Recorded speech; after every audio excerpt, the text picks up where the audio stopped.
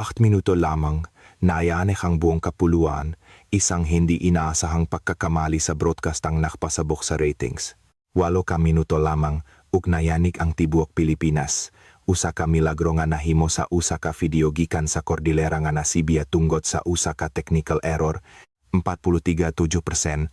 Ito ang numrong gumulantang sa lahat ng himpilan ng telebisyon sa Pilipinas.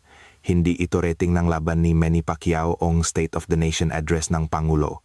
Nagsimula ang lahat sa isang pagkakamali sa pagsasahim papawid. Ang aksidenteng naipalabas ay isang 8 minutong video lamang na nagpapakita ng tanawin sa isang liblib na probinsya sa kabundukan. Ngunit sa sandaling umer ang video na iyon, bumigay ang mga linya ng telepono sa buong bansa. Isang lolo ang nanonot ng TV at umiyak na parang bata. Pakiusap, ipakita ninyo ulit ang video na iyon. Paano napaya ngang isang simpleng tanawin sa bukit sa Cordillera na hindi man lang maintindihan ang lengguwahe, ang mga taong nasa Metro Manila na libo-libong kilometro ang layo? Ano nga ba ang nawala sa atin sa pag-unlad na nanatili pa rin sa isang maliit na pamayanan sa kabundukan?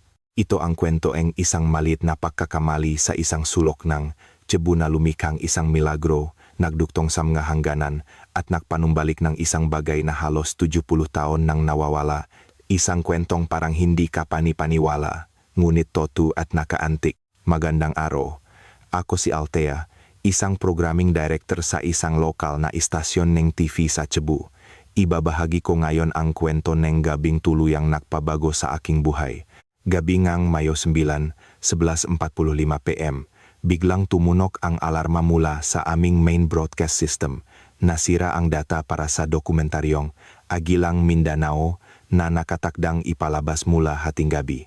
At ang mas malala, pati ang backup system ay ayaw gumana.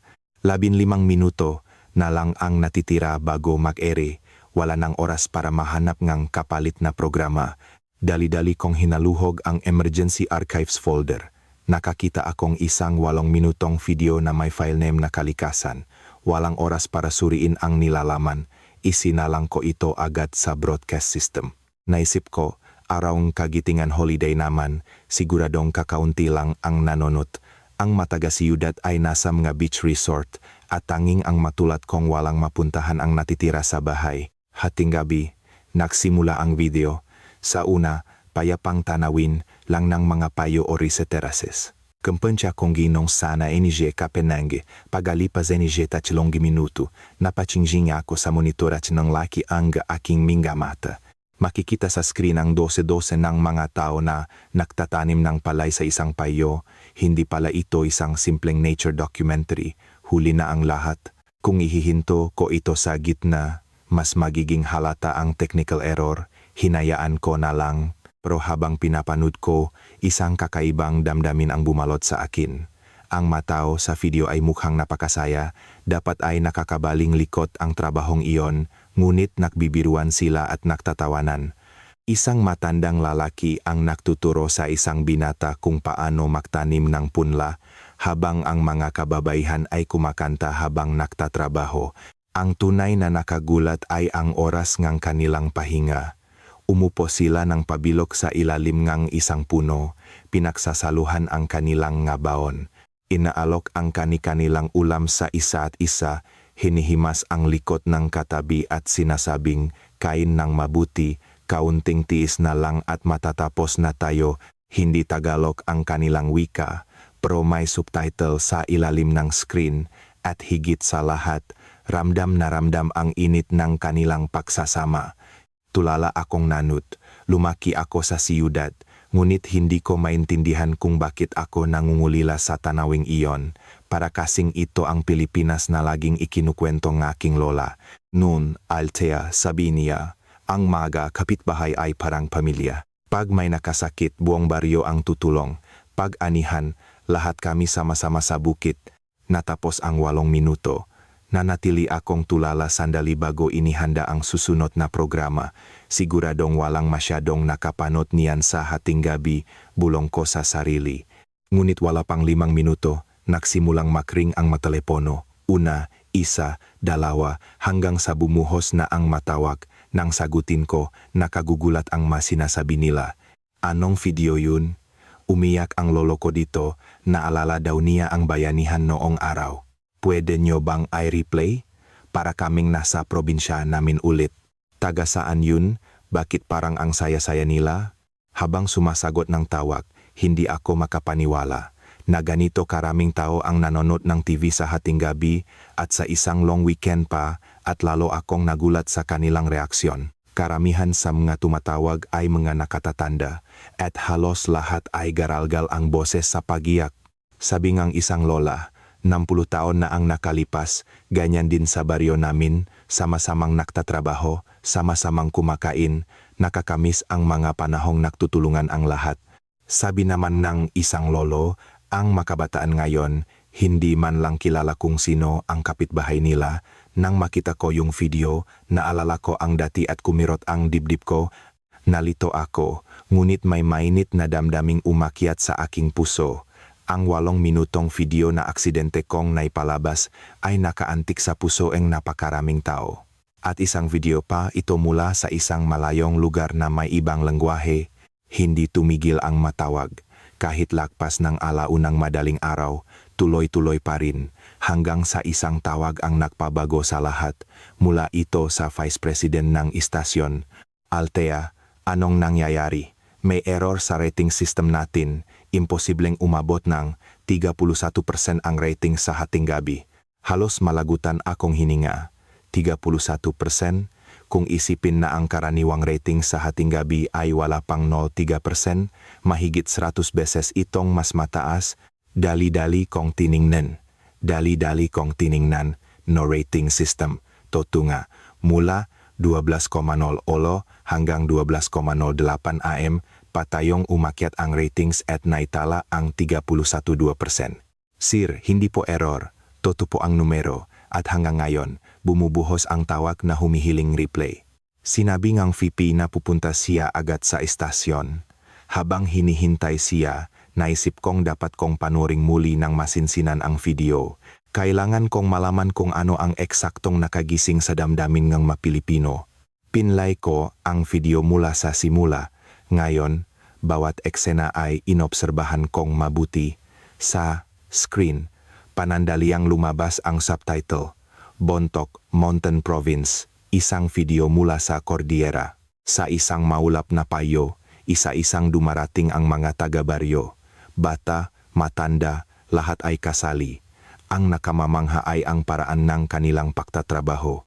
Ang mga kabataang lalaki ang nasa unahan, gumagawa ngang mabibigat na gawain. Ang mga matatanda naman ay nasa likuran. Nag-abot ng mga punla at naghahanda para sa pahinga. Pati mga bata ay tumutulong. May dalang maliliit na pitsel ng tubig para sa mga nakatatanda. Walang nagutos, pero alam ngang bawat isa ang kanilang papel. At may isang eksena na talagang nakamamangha. Isang binata ang nadulas sa putikan. Ngunit lahat ay huminto sa pagtatrabaho, lumapit at tinulungan siyang tumayo. Pagkatapos, sabay-sabay silang naktawanan ng malakas. Pati ang binata ay napangiti habang tumatayo at isang matandang babae ang nagabot sa kanya ng bimpo. Noon ko naintindihan, hindi lang ito video nga pagtatanim. Ito ay larawan ng isang komunidad na nag-alaga at nagmamalasakit sa isa't isa. Ipinapakita nito ang isang bagay na hinahanap-hanap nga Pilipino, isang bagay na tila nawala na ang diwang bayanihan. Ang kasukdulan ngang video ay ang oras ngang tanghalian. Naglatak silang banig sa ilalim ngang isang malaking puno, umupo ng pabilog, at inilagay sa gitna ang lahat ng kanilang baon para paksaluhan.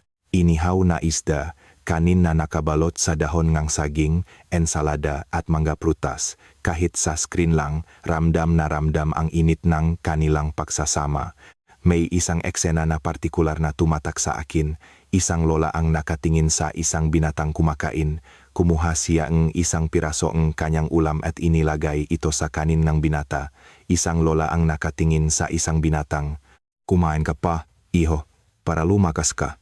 Paulit-ulit niyang nilalagyan ng pagkain ang plato nito at kahit walang subtitle, ramdam na ramdam ang kanyang pagmamahal.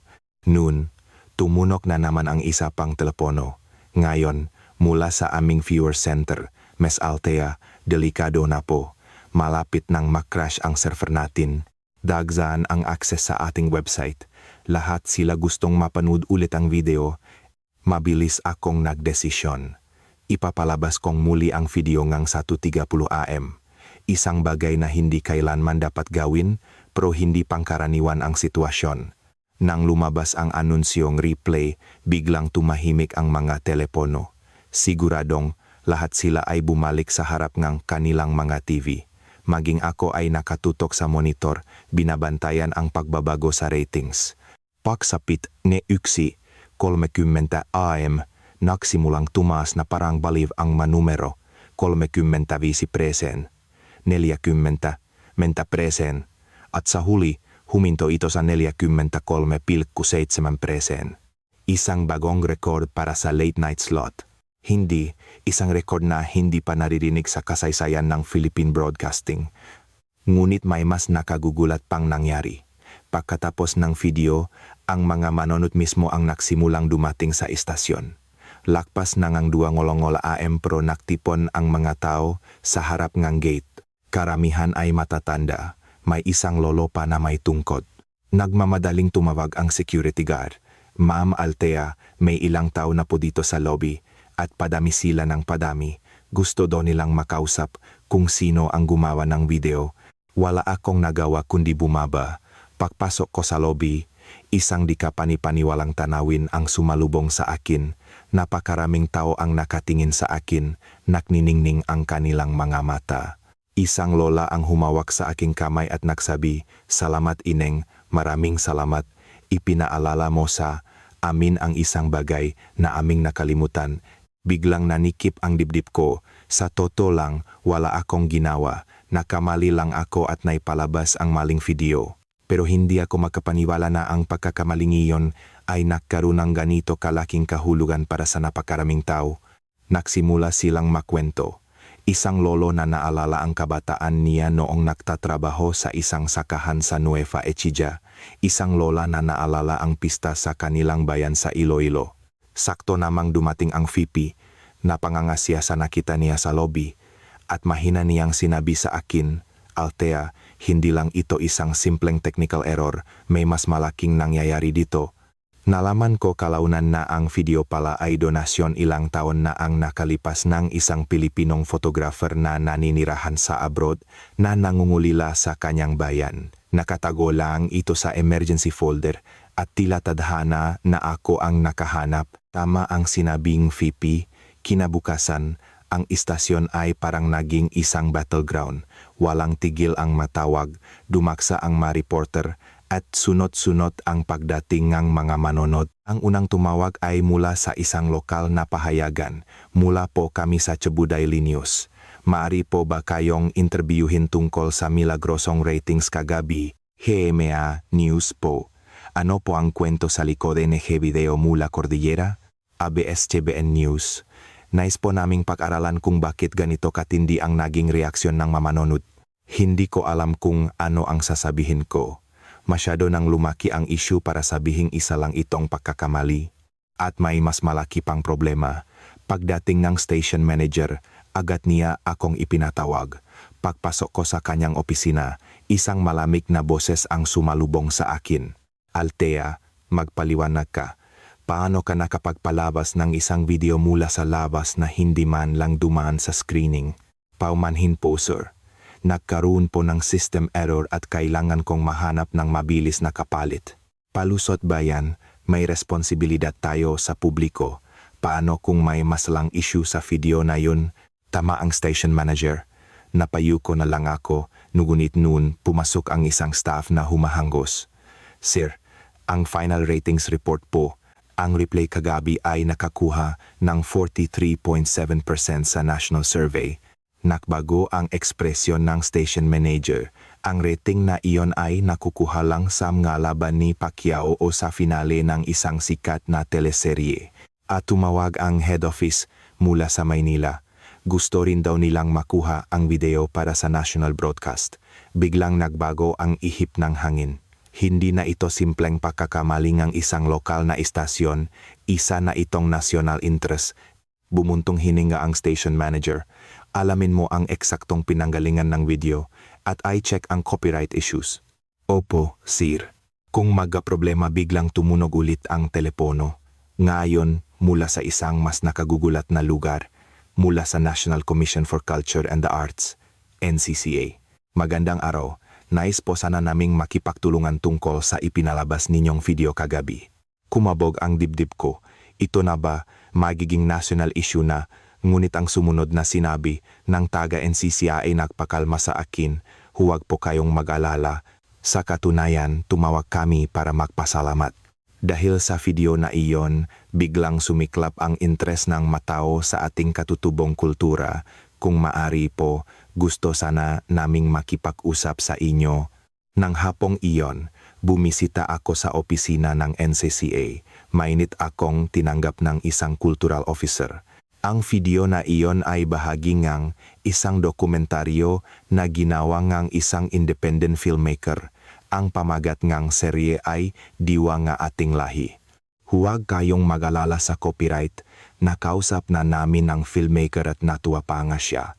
Nagulat ako, talaga po, kahit na ipinalabas namin ito ng walang pahintulot, nagulat din sila na ang kultura ng bayanihan o tagnawa sa kanilang termino ay nagdulot ng ganitong klaseng emosyon sa mga Pilipino. Sa katunayan, gusto nilang ibigay ang buong serye na may Tagalog subtitles. Noon ko lang narinig ang salitang taknawa, ipinaliwanag ng officer, ang taknawa ay isang tradisyonal na sistema ng kooperatibang paggawa sa Cordillera.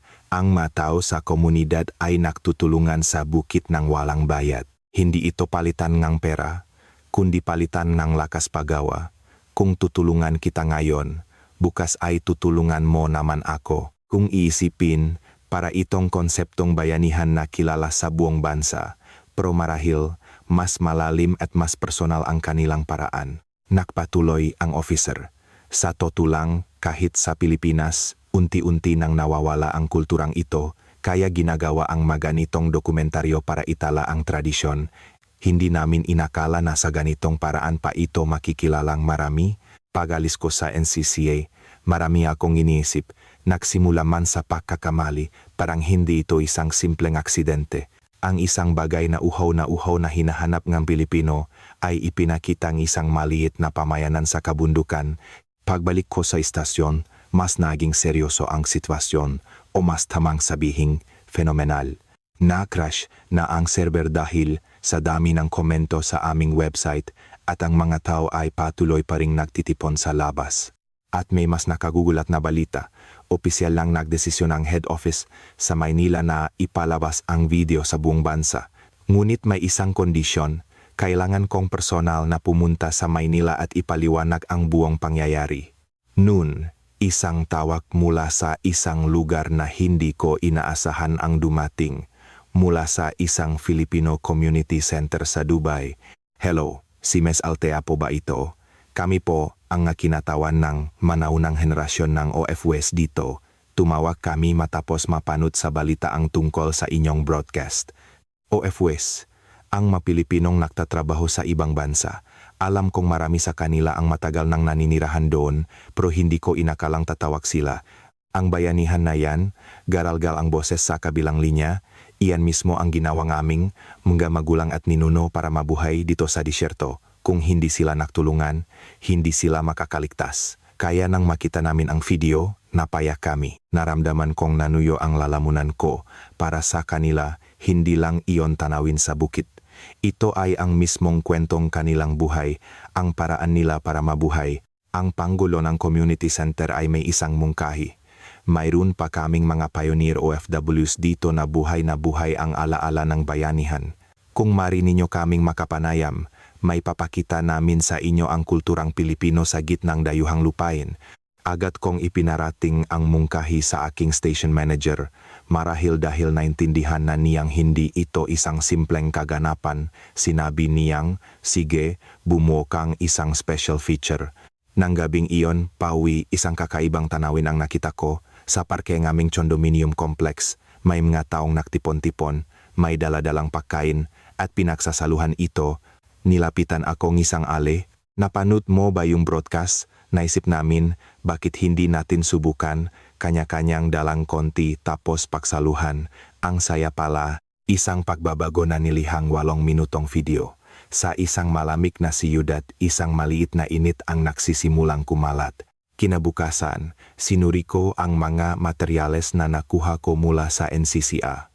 May buong serye pala ang Diwang Ating Lahi, at isang partikular na episode ang nakaagaw ng aking pansin, ang Sining ng Pagbuburo, isang 45 minutong dokumentaryo. Dahil sa kuryosidad, pinanood ko ito. Ang setting naman ngayon ay isang lumang bahay sa Pampanga. Ang bida ay si Lola Corazon, 74 taong gulang, isang Kapampangan na mahigit 50 taon nang gumagawa nga tradisyonal na burong mustasa. Nagsimula ang video sa pahahanda. 5:00 AM, sinindihan ni Lola Corazon ang kalandauling sa kanyang bakuran. Bumulong siya na parang sa sarili lang, panahon na naman ng pagbuburo. Hindi kumakain ng kanin ang mga apo ko kapag wala nito. Pagsapit ng 6:00 AM, isa-isang nagsidatingan ang kanyang makapitbahay na kaedad niya. Chora, ang gaganda ng dahon ng mustasa natin ngayon. Ah, oo nga, maganda kasi ang panahon. Halika, magkape muna tayo bago magsimula. Ang pagupo nila ng pabilog habang nakakape ay napakapayapa. Ngunit sa kanilang usapan, malalaman mong hindi lang ito simpleng pagawang buro. Hindi raw makakauwi yung bunso ko galing Maynila, nilalaknat daw yung apo ko. Kaya dadamihan ko ang gagawin kong buro, ipapadala ko sa kanila. Ganun ba? Sige, tutulong kami ng husto. Para na rin nating apo ang kakainian. Nakatatak sa isip ko ang pagtrato nila sa problema ng iba na parang sarili nilang problema. Nang magsimula na ang pagbuburo, buong kapitbahayan na ang kumikilos. Ang mga kalalakihan ang nagbubuhat ng mabibigat na banyera, ang mga nakababatang babae ang naghahanda ng masangkap, at ang mga lola ang nagayos ng mga dahon sa mga garapon. Pati mga bata ay tumutulong. Ganito ang trabaho dito sa probinsya, sabi ni Lola Corazon sa kamera. Hindi kaya ang isang tao lang, dapat lahat sama-sama para sumarap. Ang tanghalian nila ay parang isang pista. Adobong manok, inihaw na isda, sariwang ensalada. Ang pagkain nila ng pabilog ay parang isang pagdiriwang. Habang pinapanood ko ang video, mas naging malinaw sa akin kung bakit naantik ang mga Pilipino. Hindi lang ito paggawa ng pagkain, isa itong pista ng pagmamahal at pagbabahagi. Habang nanonood, tumunog ang telepono mula sa station manager.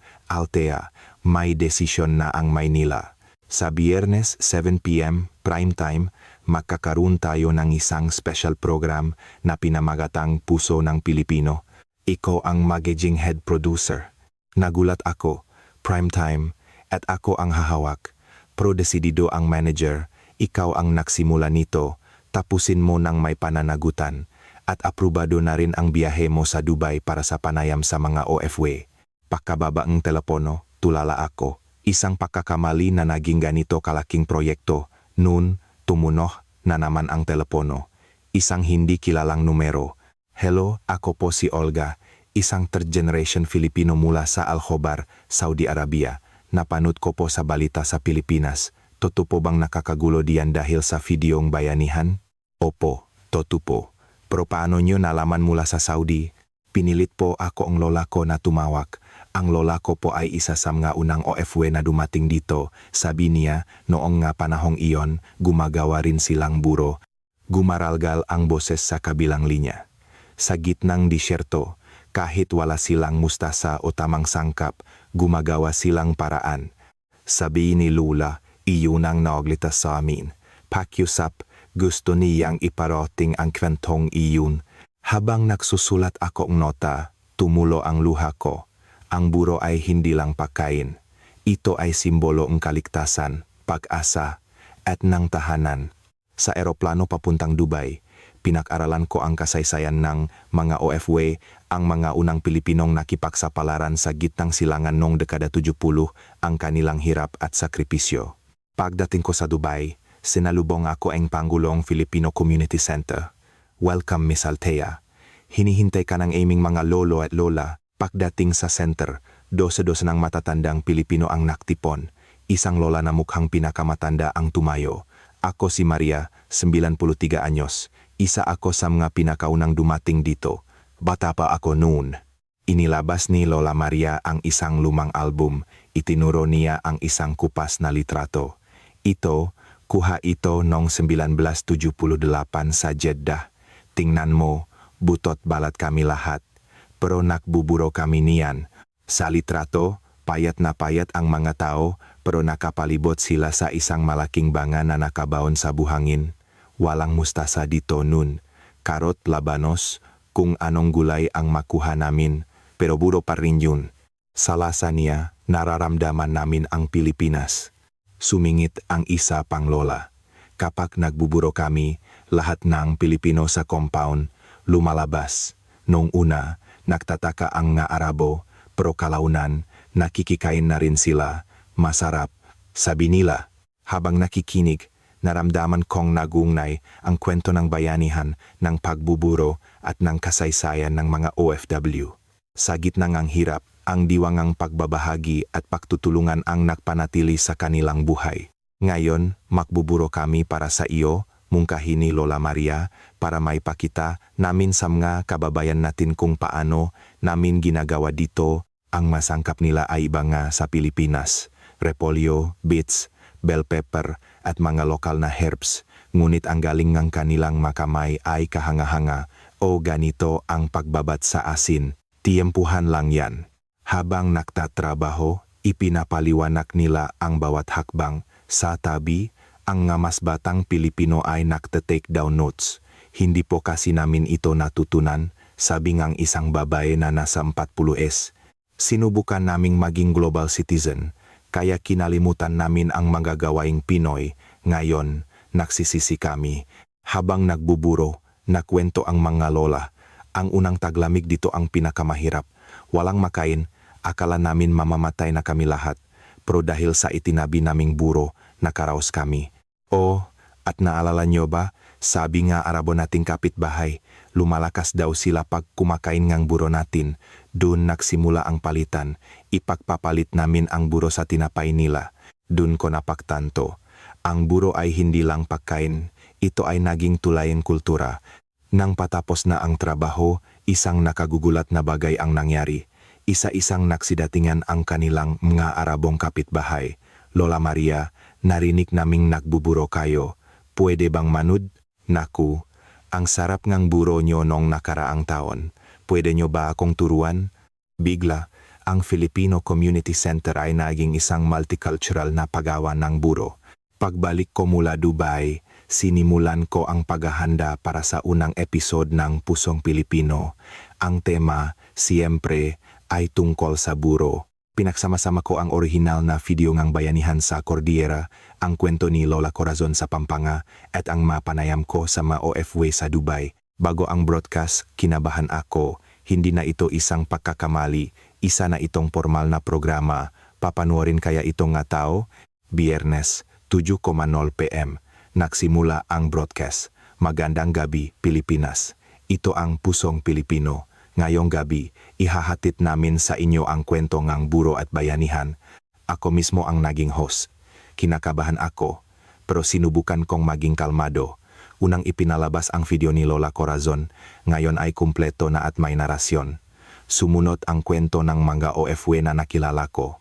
Sa gitna ng mahirap na kasaysayan, nagpatuloy silang magburo. Ito ang kanilang pagkakakilanlan, ang kanilang paraan ng pamumuhay. Habang umere ang programa, sinusubaybayan ko ang real-time reactions. Sumabog ito.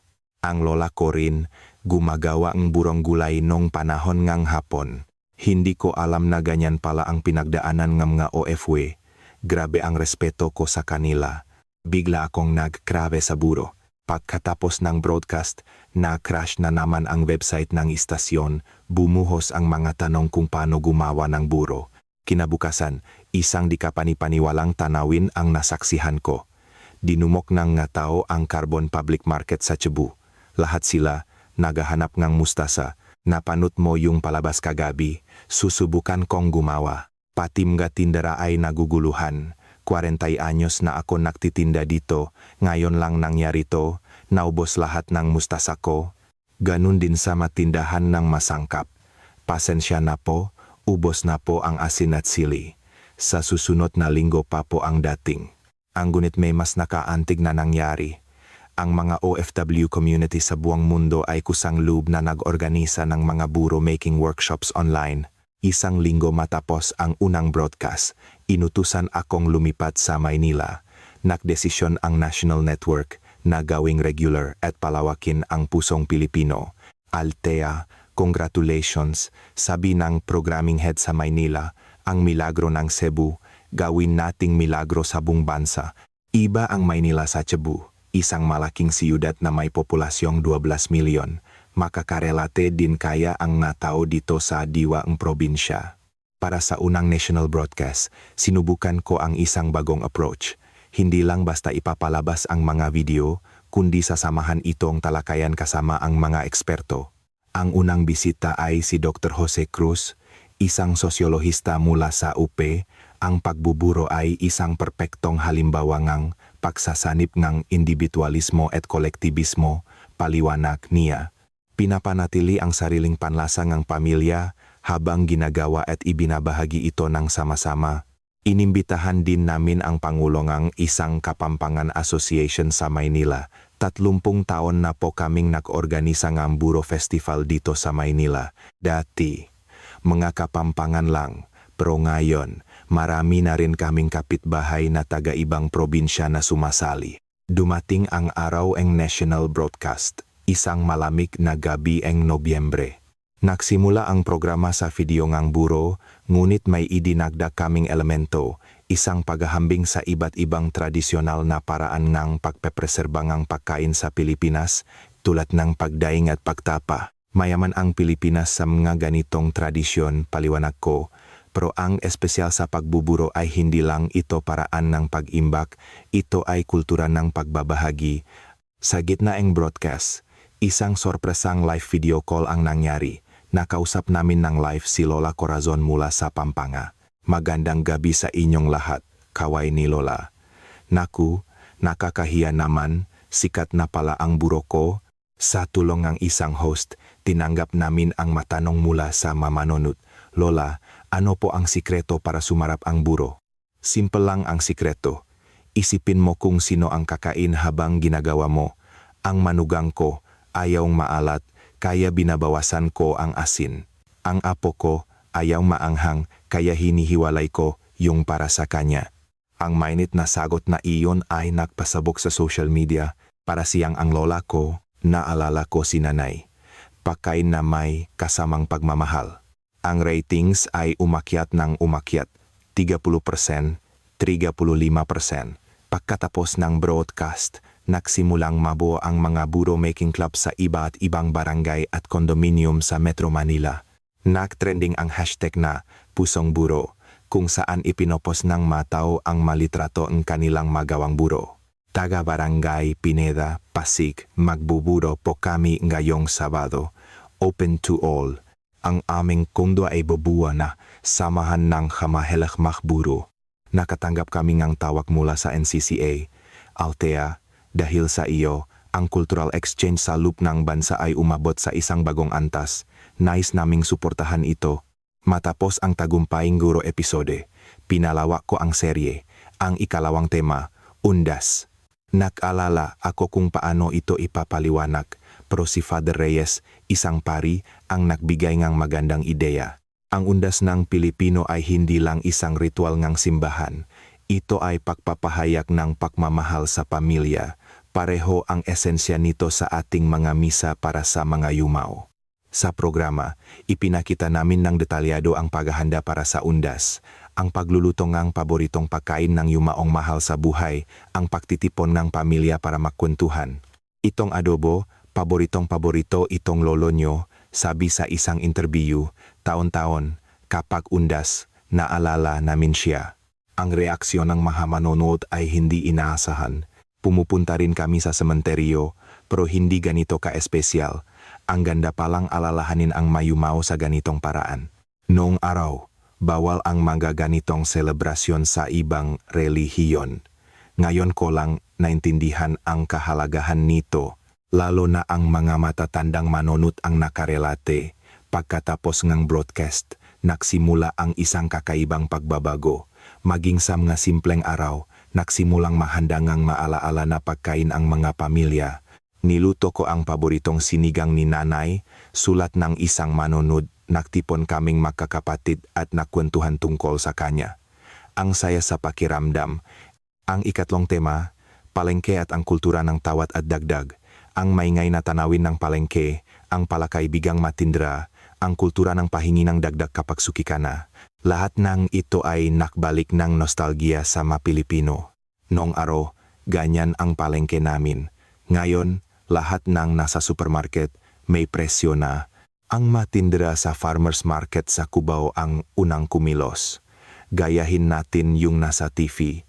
Sabi ngang isang tindrang nangangalang Aling Nena, sinimulan niyang bigyan ng isang libreng sibuyas ang mga bumibili sa kanya ng 1 kilong patatas. Naku, may kasama pa pala, gulat ng mamimili, pero masaya. Napanood mo yung sa TV, di ba? Dapat may puso sa pakikipagkapwa-tao, ngiti ni Aling Nena. Ang maliit na pagbabagong iyon ay kumalat sa buong palengke. Dumami ang usapan sa pagitan ng tindera at mamimili. Muling nabuhay ang siglang palengke. Nakatanggap ang istasyon ng mga tawag mula sa iba't ibang rehiyon. Sa Baguio, nagsimula rin ang isang palengke revitalization movement. Sa Davao, naglunsad ang asosasyon ng mga tindera ng Suki Appreciation Campaign.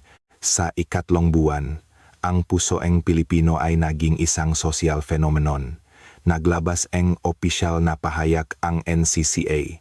Ang programang ito ay nagdudulot ang positibong pagbabago sa lipunang Pilipino. Susuportahan ng gobyerno ang pagpapanumbalik ng ating community culture.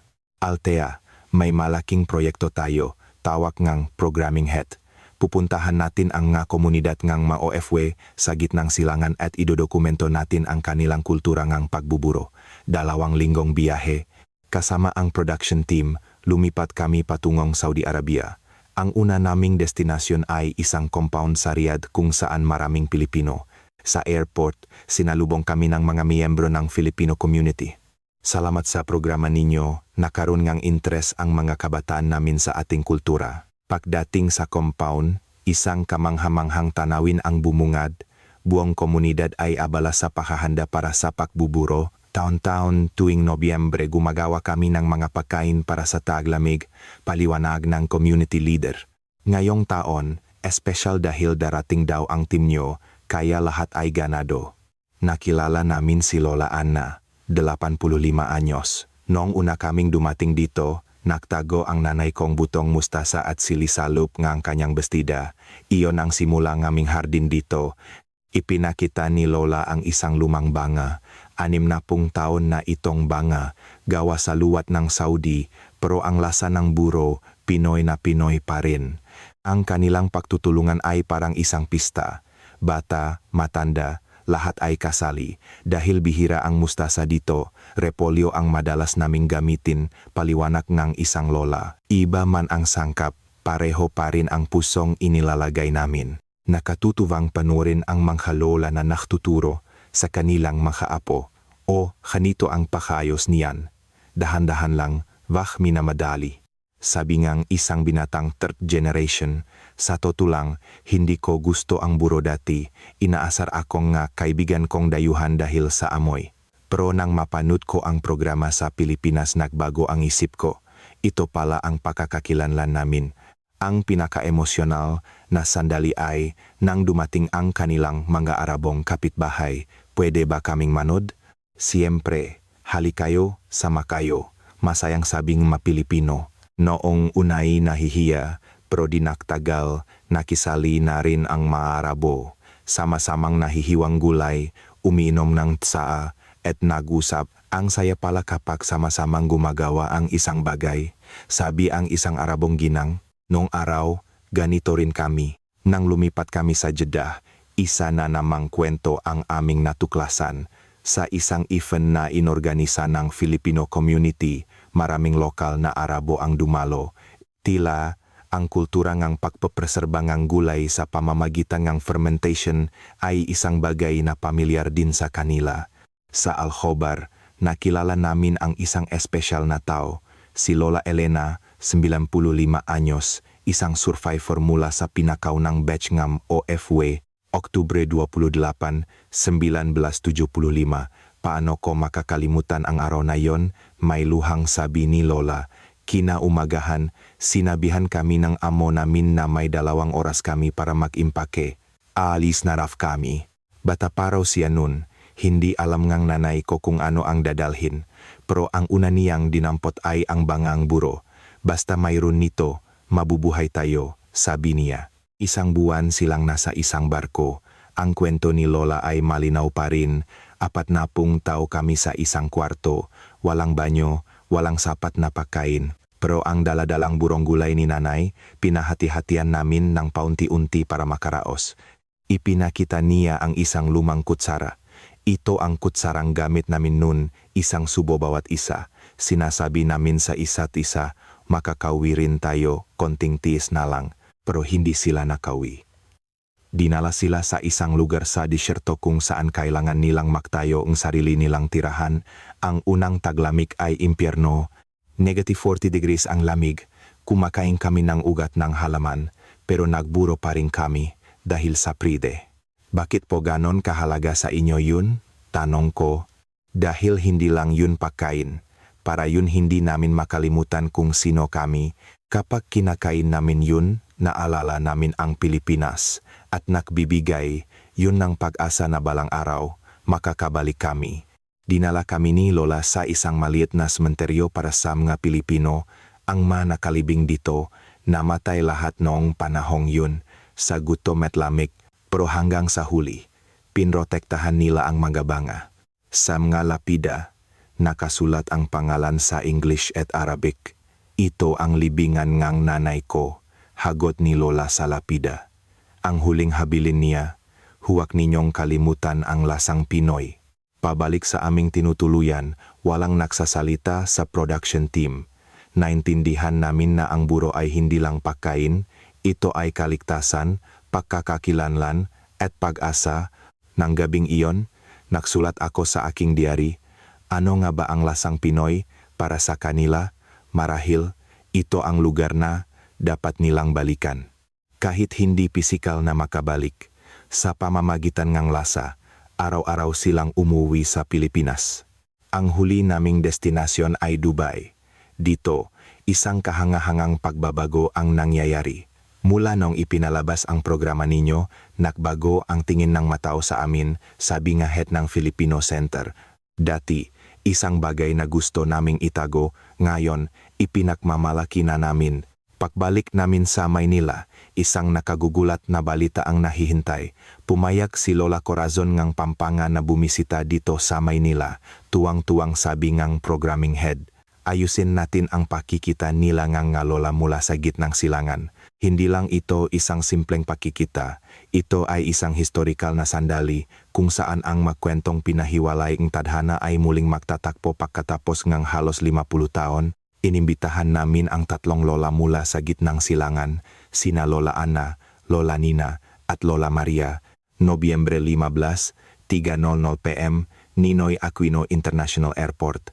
Malapit na po silang lumabas, sabi ko sa 3 lola. Lahat sila ay may hawak na bulaklak, namumula na ang kanilang mamata. Sa wakas, bumukas ang gate at lumabas si Lola Corazon, nakasuot ng magandang Filipiniana, sandaling tumigil ang mundo. Si Lola Ana ang unang lumapit, talagang galing ka pa sa bayan natin. Nang majakap ang dalawa, lahat ng tao sa airport ay napahinto. Ang dami ninyong pinagdaanan, sabi ni Lola Corazon habang humahagulgol. Hindi, kami ang dapat magpasalamat. Hindi ninyo kami kinalimutan. Nag-iyakan ang 4 na lola. Ang matao sa paligid, ang media, ang airport staff, lahat ay nanonot. 50 taon, sabi ni Lola Maria. 50 taon bago kami nakayakap ulit ngang tagabayan. Nag-usap sila sa pinahalong Tagalog, Kapampangan, at English. Iba man ang salita, nakakaintindihan ang kanilang mapuso. Kinabukasan, isang espesyal na event ang ginanap sa Cultural Center of the Philippines. Ngayon, ang Pampanga at ang Gitnang Silangan ay magsasama sa pagawangang buro, anunsyo ko. O mas tamang sabihin, ang mga pusong nakahiwalay ay muling magkikita at liliha. Sa isang panig, si Lola Corazon ay gumagawang tradisyonal na burong mustasa. Sa kabila, ang malola mula sa Gitnang Silangan ay gumagawang kanilang bersyon gamit ang repolyo at karot. Aba, hinagamit nyo pala ang magagulay na dyan. Manggang sabi ni Lola Corazon. Dahil walang mustasa doon, natuto kaming mag-imbento. Pero ang lasa, malapit-lapit din, tawa ni Lola Anna. Nagsimulang magalo ang dalawang pamamaraan. Itinuro ni Lola Corazon ang paggamit ng katas ng isda bagong habang ipinakita ng mga lola mula sa Middle East ang paggamit ng malokal na herbs para bumango. Pareho lang pala ang puso, sabi ni Lola Corazon. Ang pusong naglalagay ng pagmamahal at nagbabahagi sa iba. Maraming Pilipino ang dumalo. Lahat sila ay nakapalibot sa malola, nanonood at natututo.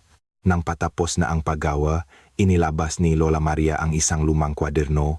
Ito ang recipe book na iniwan ng nanay ko mula pa noong 1975. Nakasulat sa kwaderno, sa sulat kamay, ang nga pangalan ng pagkaing Pilipino. Hindi marunong magsulat ng Tagalog si nanay. Kaya isinulat niya kung paano niya naririnig para lang hindi makalimutan. Naiyak si Lola Corazon nang makita ang kwaderno. Ito ang tunay na yaman. Mas mahalaga pa sa kahit anong artifact sa museo. Noon, isang Pilipinang lola mula sa audiensang lumapit. Pwede rin ba akong matuto? Interesado kasi ang apoko sa ating kultura. Siyempre, sabay-sabay na sagot ng apat na lola. Bigla, naging isang maliit na cooking class ang event. Ang malola ang naging guro, tinuturuan ang matao. O, ganito ang hawak sa gulay. Huwag masyadong diinan, ganito karami ang asin. Ay, naparami. Hindi maubos ang tawanan. Iba-iba man ang wika, nakakaintindihan sila sa kilos at galaw. Oras ang tanghalian, isang espesyal na menu ang inihanda.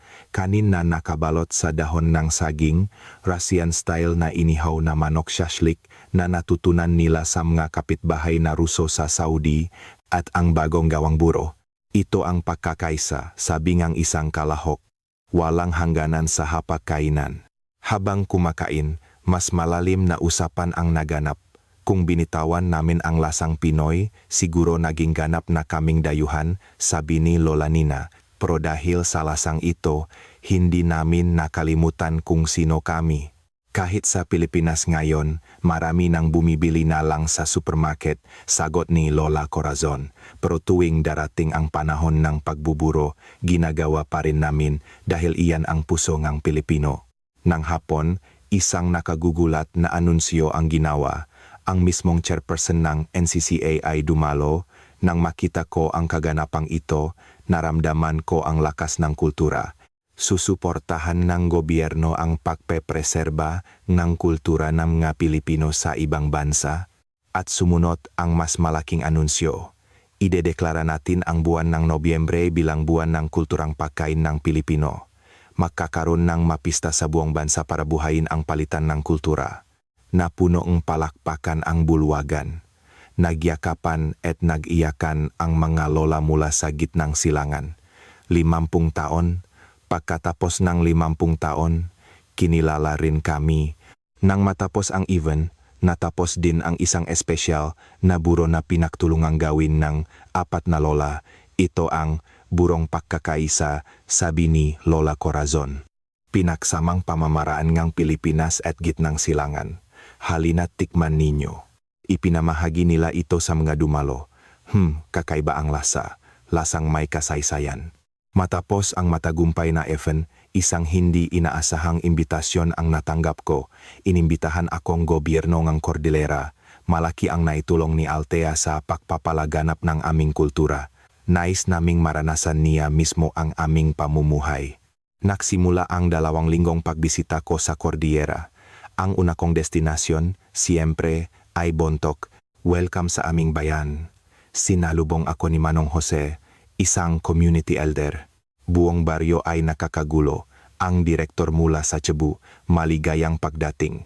May mga banner na nakasulat, Bontok at Cebu, nakakaisa sa diwang bayanihan. Ano po ito? Gulat kong tanong. Naging sikat ang baryo namin sa buong Pilipinas dahil sa iyo, gusto nilang magpasalamat. Pagpasok sa bahay ni Manong, isang hapakainan na punong pakain ang nakahanda, pinikpikan, inihaw na isda, sariwang gulay, lahat na ito galing sa mga kapitbahay, bawat isa may dalang isang putahe, paliwanag ni Manong. Hindi lang ako ang nahanda niyan, ang pamilya Cruz, nakdalang manok, ang pamilya Santos, nakdalang ang isda. Salamat po sa lahat nga ito, hindi ako makapagsalita. Naintindihan ninyo sa siyudad ang aming kultura. Alam mo ba kung gaano kami kasaya dahil doon? Habang kumakain, nakipagkwentuhan ako sa mga taga-baryo. Dahil sa broadcast ninyo, kami mismo napaisip ulit sa kahulugan ng Taknawa, sabi ngang isang ale. Akala namin, ordinaryo lang, pero isa pala itong may pagmamalaking kultura. Kinabukasan, sumama ako sa kanila sa bukid. Ngayon, ako naman ang susubo. O, ganito ang hawak, turo ni Manang. Noong una hihirap ako, pero unti-unti natututo na ako. Tinulungan ako nga taga-baryo. Ang galing mo, para ka ng taga rito. Ang saya-saya ngam sama-samang pagtatrabaho. Isang init na hindi ko naramdaman sa Cebu. Ito ang Taknawa, sabi ni Manong. Ang trabahong mahirap kapag mag-isa, nagiging masaya kapag sama-sama. Bumaba ako patungong Maynila at bumisita sa Divisoria. Mas masigla ito kaysa sa napanood ko sa TV. Nalaman NG megatindera na ako yung galing sa TV. Napanood namin yung palabas mo. Dumami ang mga turista dito dahil doon. Totoo nga, sa iba't ibang sulok ng palengke, may mga dayuhang namimili. Naging mas mabait ang mga tindera sa kanila. Heto, dakdak, tikman mo to. Sinubukan ko ang iba't ibang pagkain, fishball, kwek-kwek, isaw, huwag mo ng bayaran, kaway ngang isang tindera, pinasikat mo ang palengke namin. Hindi po, makbabayat po ako. Huwag na, sige na, puso yan. Sa huli, nabusok ako ng libre, nahihiya pero nakpapasalamat. Sa Maynila, ang pinaka-nakatatak sa akin ay ang kultura sa mga kondominium. Inimbitahan ako ng isang staff ng NCCA sa kanilang kondo. Sakto po, may meeting ang Homeowners Association namin ngayon. Sama po kayo. Sa function hall, mga 20 residente ang nagtipon. Bawat isa ay may dalang isang putahe. Ganito po ba ang kultura sa mga kondo dito? Sa totoo lang, nawala na to. Pero nang mapanood namin yung programa ninyo, sinimulan namin ulit, paliwanag ng isang residente. Ang programa sa TV? Opo. Nang makita namin yung nga taong nagtitipon, naisip namin bakit hindi natin subukan. Nagsimula lang sa simpleng kainan, ngayon buwan-buwan na kaming nakikita, nagbabahaginan sila ng pagkain habang nag-usap. Nagpapalitan ng impormasyon tungkol sa eskwelahan ng maanak, nakakalat ng mabalita sa kapitbahayan, dati sa elevator, tango lang. Ngayon, tunay na kaming makakapitbahay. Nainggit ako. Isang bagay na hindi mo maisip sa mga kondo sa Cebu. Paano po kayo nagsimula? Tanong ko. Kailangan ngang lakas ng loob. Noong una, lahat kami nailang. Pero nang magtipon na kami, ang saya pala. Kinabukasan, naranasan ko ang isang tradisyonal na ritual, ang pag-aral tungkol sa atang o pag-alay sa mga ninuno. Ang pag-alay ay oras para alalahanin ang mayumao, paliwanag ng guro. Bawat pagkain may kahulugan. Natutunan ko ang tamang pag-aayos sa nega-alay. Komplikado, pero ramdam mo ang puso sa likod nito. Sa inyo po, nag-aalay din kayo sa sementeryo, di ba? Tanong na guro. Opo, pero hindi ganito kadetalyado. Iba man ang forma, pareho lang ang puso. Ang pusong pag-alaala at pasasalamat sa mga ninuno. Ang pinakanakatatak sa akin ay, pagkatapos ng ritual, pinagsasaluhan ang mga inalay. Ito ang tinatawag na pagbabasbases. Ibinabahagi natin ang biyayang galing sa mga ninuno. Sa huling araw, naglakad ako sa mga kalsadangang intramuros. Ang luma at bago ay magkasama. Sana may ganitong lugar din sa Cebu, naisip ko. Pumasok ako sa isang tindahan ng souvenir, nag-alok ng tasaa ang may-ari. Napanood ko ang programa mo. Natutuwa akong naiparating mo ang pusong Pilipino. Naantig ang mga tao dahil may puso pa rin pala tayong lahat. Binalutan niya akong maraming pasalubong, dalhin mo pauwi. Iba man ang hugis, ang puso ay nakakaintindihan. Pauwi sa airport, puno ang kamay kong nga regalo, mga kakanin, souvenir, at higit sa lahat, isang pusong punong pagmamahal. Sa eroplano, inalala ko ang 2 linggo. Tila naintindihan ko na kung ano ang puso nga Pilipino. Hindi ito isang espesyal na bagay. Ito ay ang pakikipagkapwa-tao, ang pagbabahagi, ang pagbibigay, ang pagsasama. 3 taon na ang lumipas mula nang bumalik ako mula sa Cordillera at Maynila. Malaki ang ipinagbago ngang Pilipinas. O mas tamang sabihing, may isang bagay itong ibinalik. Nakaroon akong business trip sa Cebu. 3 taon na ang nakalipas. Ang istasyong iyon, kung saan nagsimula ang lahat. Altea, masayang batingang nga dati kong kasamahan. Ang istasyon natin, sikat na bilang The Bayanihan Channel. Totunga. Sa harap ngang istasyon, may isang marker na nakasulat. Dito nagsimula ang palitan ng kulturang Pilipino. Taon-taon, tuwing anibersaryo ng broadcast, nagdaros kami ng Buro Festival dito, paliwanag ng VP. Ngayong taon 3,000 ang dumalo. Nakbago na rin ang siyudad. Ang carbon market ay masigla. May isang suki zone kung saan ang mga tindra ay nagbibigay ng dagdag at nakikipagkwentuhan sa mga mamimili. Mas lumakas ang benta, tawa ngang isang tindra. Dahil sa puso, dumami ang suki ko. Pati ang mga kondo ay nagbago. Binisita ko ang dati kong tinitirhan. Sa ground floor, mayroon ng residence lounge. Dahil sa Yoyan Altea, nakilala ako ng dati kong kapitbahay. Pagkatapos ng broadcast na yun, lahat kami natutong bumati sa isa't isa. Pagbalik ko sa Maynila, patuloy kong nakikita ang mga pagbabago. Isang statistics mula sa gobyerno ang nakatatak sa akin. Sa nakalipas na 3 taon, tumaas ng malaki ang interaksyon sa mga kapitbahay, bumaba ang bilang ng mataong nakakaramdam ng kalungkutan, at tumaas ang social trust. Pero mas mahalaga kaysa sa numero ang ekspresyon ng mga tao. Naging mas masaya ang masiyudad, dumami ang tawanan, dumami ang mga taong nagbabatian. Nagbago rin ang istasyon. Ang Pusong Pilipino ay umabot ng season 5 at ngayon pinalawak na bilang Puso ngang Mundo. Saan susunod na bansa? Tanong ng programming head. Mexico po, isang bansa kung saan malakas ang bikis ng pamilya, patuloy ang interes ng mga Pilipino sa sarili nilang kultura, dumami ng 10 beses ang mga nag-enroll sa mga weaving at pottery class. Ang mga restoran na nahahain ng mga regional na pagkain ay naksulputan kahit saan. At ang mas nakagugulat, ang pag-unlat ng Filipino fusion na pagkain, mayroon ng sinigang ramen at adobo siopao.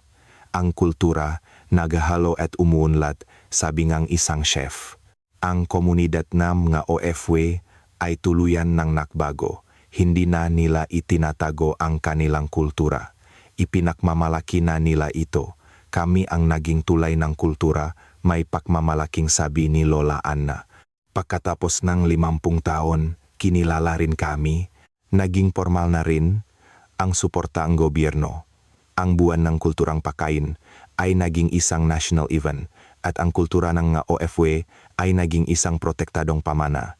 Isang araw, isang espesyal na balita ang narinig ko tungkol sa isang baryo sa Mindanao. Isang lugar na muntik ng mamatay ay muling nabuhay. Naging sikat ito bilang Bayanihan Village at nagsibalikan ang mga kabataan. Minsan, naalala ko ang gabing iyon, ang hating gabing Mayo 9, ang 8 minutong pagkakamali. Tadhana kaya iyon. Siguro aksidente lang, sabi ni Manong Joseng Bontok sa isang video call, pero isang magandang aksidente. Tama, ang aksidente ay naging tadhana at ang pagkakamali ay naging milagro. Ngayon, sa aking mesa, may mga espesyal na regalo, isang maliit na banga na gawa nga lola sa Saudi, isang sulat mula kay Lola Corazon, mga thank you card mula sa mga manonod, at ang pinakamahalaga sa lahat, isang drawing ng isang bata, Isang lolang taga Cordillera at isang lolang taga Pampanga na magkasamang nagluluto. Sa ilalim, nakasulat sa pasaling sulat na letra, puso. Nagtanong po yung anak ko, Mama, ano ang puso? Tumawag ang nanayng matang nakpadalang drawing. Sabi ko, iyan yung lasang buro na bigay ni Lola. Naintindihan niya yata. Ang puso na naiintindihan ng mabata, iyon marahil ang tunay na pagbabago. Araw-araw, may maliliit na milagrong nangyayari sa iba't ibang sulok ng Pilipinas. Sa isang tsondo sa Taguig, may mga magkakapitbahay na nagluluto. Dapat mas masarap ang luto natin ngayon. Sa isang palengke sa Cebu, isang tindra ang nagbibigayng dakdak, dapat may puso sa kapwa. Sa isang bahay sa Maynila, isang pamilya ang naghahanda ng espesyal na hapunan para alalahanin ang kanilang lolo. Ito ang paboritong adobo ni Lolo. Malilit na pakbabaho, ngunit kapag pinagsama-sama, nahing isang malaking ahos. Nakatanggap akong tawag mula sa isang international TV network. Gusto nilang gumawa ng isang special documentary. Ang milagrong nilihangang pusong Pilipino. Ms. Althea, ikaw ang bida, sabing direktor. Nakamali lang naman po ako.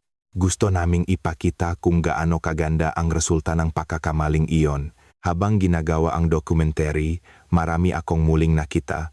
Ang lola na umiyak sa lobing istasyon 3 taon na ang nakalipas, ngayon ay isang guro na sa isang cooking class. Althea, parang nagbago ang buhay ko dahil sayo. Ang taong nakilala ko sa buong Pilipinas ay nagsasabi ngang parehong bagay. Natutunan namin ang puso. Nakaroon kami ngang kapitbahay. Masaya pala ang makakasama. Ngunit ang pinakamalaking pagbabago ay sa aking sarili. 5 taon na ang nakalipas. Ako ay isang malungkot na babae sa siyudad, malayo sa pamilya, walang masyadong kaibigan, puro trabaho. Ngayon, iba na. Mayroon akong pamilya sa buong Pilipinas, sa gitnang silangan, sa kabundukan. Hindi man kadugo, pero konektado sa puso. Kamakailan, malakas ang ulan, naisip kong mag-isa na lang, pero bigla akong may naisip. Magluto kaya akong pancit at yayain ang mga kapitbahay. Nag-message ako sa aming group chat. Mabilis ang mga reply. Sige, ako na sa inumin, tutulong ako magiwa. 1 oras lang, ang maliit kong apartment ay puno ng tawanan. Sa labas, malakas pa rin ang ulan, pero sa loob, mainit. Ang amoy ng pancit, ang tunog nga baso, ang tawanan ng kapitbahay, puso. Bigla kong naintindihan, hindi ito isang malaking bagay. Ito ay ang pagsasama, ang pagbabahagi, ang pagtrato sa isa at isa bilang kapwa-tao. Ang 8 minutong pagkakamali ay nagturo sa akin niyan, na ang tao ay hindi nag-iisa, na lahat tayo ay konektado, at ang pangalan ng koneksyong iyon ay puso. Bukas, may kakatok na namang kapitbahay sa pinto. Mare, nakapagluto ako sobra, tikmanjo, at isa na namang malit na milagro ang magsisimula. Hanggang dito ang nakamamanghang kwento ni Althea ng Cebu, isang 5 taong milagro na nilihan ng 8 minutong pagkakamali. Isang nakakaantik na paglalakbay kung paano binago ngang isang video mula sa isang maliit na baryo sa kabundukan ang gabi ngang buong Pilipinas. Ang pusoong isang lolang nagbuburo, ang luhang nga OFW na muling naktagpo, at ang alon ng pagmamahal na kumalat sa kabilang ng hangganan. Lahat ng ito ay may isang malinaw na mensahe. Ang nagpapabago sa mundo ay hindi mga malalaking plano o kayamanan, kundi ang maliit na pag-alala at puso para sa kapwa. Ngayong araw, bakit hindi mo subukang batiin ang iyong kapitbahay? Sa isang mainit na pirasong pandesal o isang tasang kape na ibabahagi, nagsisimula ang milagro. Nawai may bahagi ang nakaantik na kwentong ito sa mas maraming tao. Kung nagustuhan mo ang kwentong ito, mangyaring ibahagi ito, upang mas maraming tao ang makaalam sa magandang milagrong nilihang pusong Pilipino. Ang iyong malit na pakilos ay maaring mahing simula isa na namang milagro. Sa langit ng Cebu, tahimik na bumabagsak ang ulan. Ang kwentong nagsimula sa 8 minutong technical error ay ganap na nagpinta ng bagong kulay sa aking buhay at sa buhay nating lahat. Ngayon, habang nakatingin sa bintana, naisip ko, ang aksidente ko bang naipalabas ng gabing iyon ay isang simpleng video data lang? Hindi, tiyak na hindi. Ito ang sikat ng araw sa taksibol na matagal nang hinahanap ngang ating mga pusong nabuhay sa mahabang panahon ng taglamig. Hating gabi, 43.7% na rating. Ngayon, malinaw ko nang naiintindihan ang kahulugan ng numerong iyon. Hindi iyon numero ngang kuryosidad. Iyon ang sigaw ngang milyon-milyong malungkot na kaluluwa na naknanais makakonekta, na naknanais magbahagi ngang init. At kasabay nito, ito ang katibayan ng pag-asang nakmumula sa kaibuturan ng ating mga puso. Ang mataw sa maliit na baryo sa screen, ang binatang putikan na tumatawa, ang kamayng lola na nagaabot ng kanin, at ang diwang bayanihan na nag-aalalayan sa isa't isa. Bakit napayak ang mga mata natin sa isang tanawin mula sa isang malayong lupain na may ibang wika? Dahil ipinaalala nito sa atin ang isang mahalagang bagay na ating tinalikuran kapalit ng kaginhawahan at kahusayan, ang alaala ng ating maninuno sa malawak na kapuluan na nagsasama-sama para mabuhay, ang panalangin ng mga OFW na ipinagtanggol ang isang banga ng buro sa gitna ng malupit na tadhana, ang tinig ngating maninuno na nagsasabing, hindi ka mabubuhay ng mag-isa, kaya magbahagi ka. Ang lahat ng iyon ay umaling-aungaw sa ating makaluluwa sa pamamagitan ng video na iyon. Naalala ko ang pakikita sa airport. Si Lola Corazon ng Pampanga at si Lola Maria na galing Saudi. Sa paglipas ng halos 50 taon, nang maglapat ang kanilang makamay, walang hangganan, walang hadlang sa wika, walang mapait na kasaysayan, tanging mainit na luha lamang na nagpapagaan sa hirap, ngang isa't isa at nagagalak na sila ibuhay. Hindi mahalaga kung medyo iba ang lasang buro. Hindi mahalaga kung iba ang gulay na ginamit o kung iba ang wika. Basta't mayroong pusong nag-isip sa kapwa, pareho pa rin ang lasan nito, ang lasang pagmamahal. Ilang taon na ang lumipas mula ng gabing iyon at patuloy na may maliliit na pagbabagong isinisilang sa mga bayan ng Pilipinas. Sa isang tahimik na elevator ng Tondo, may nagbabatian ng magandang araw. Sa palengke, may nagtatawa ng tindera at suki dahil sa dagdag. At sa isang gabingang Sabado, maririnig ang tawanan ng mga makakapitbahay na nagsasalo-salo sa mga dala nilang pagkain. Ang kwartong iyon kung saan mag-isa akong humihigop ngang instant noodles ay puno na ngayon ng ngiti ng aking mga kaibigan. Altea, nagluto ako ngang sobra, kain ka, may kapitbahay na kumakatok sa aking pinto. Ang tao ay hindi kailanman nag-isa. Tayo ay konektado nga hindi nakikitang sinulit. Tulad ng isang maliit na pagkakamali na nagsilang ng isang milagrosong kadena ng mga pangyayari. Ang iyong maliit na kabutihan ay tiyak na magiging liwanag na magliligtas sa pusong iba. Bayanihan, hindi ito isang espesyal na bagay. Ang pag-abot ng kamay sa isang nadapa, ang pagsasabing tikman mo to, masarap sa iba, ang pagtatanong, hindi ka ba giniginaw? Sa mga simpleng, pang-araw-araw na gawaing ito nananahan ang init na nagpapabago sa mundo. Ang milagro ngang 43.7% na rating, itinuro nito sa atin na ang sangkatauhan ay mayroon pa ring kakayahang magmahalan. Ano kayang pagkain ang nasa iyong hapagkainan? Kung may mainit na sabaw o buro, isipin mo sa iyong puso. Nasa ilalim ng kalangitan sa malayong gitnang silangan at sa isang probinsya sa Pilipinas, may mga taong kumakain din habang inisip ang kanilang kapwa. Dito nagtatapos ang kwento, ngunit ang ating paglalakbaying pagmamahal ay nagsisimula pa lamang. Bukas ang umaga, kapag bumukas ang pinto ang kapitbahay, susubukan kong maglakas loob na bumati. Tulad ng ginawa ng matao sa video noon. Magandang umaga po. Ang ganda nga araw, ano po? At mula doon, naniniwala akong isang bagong milagro ang magsisimula. Maraming salamat sa inyong pakikinig. Naway manatili ang kwentong ito sa inyong nga puso bilang isang maliit na init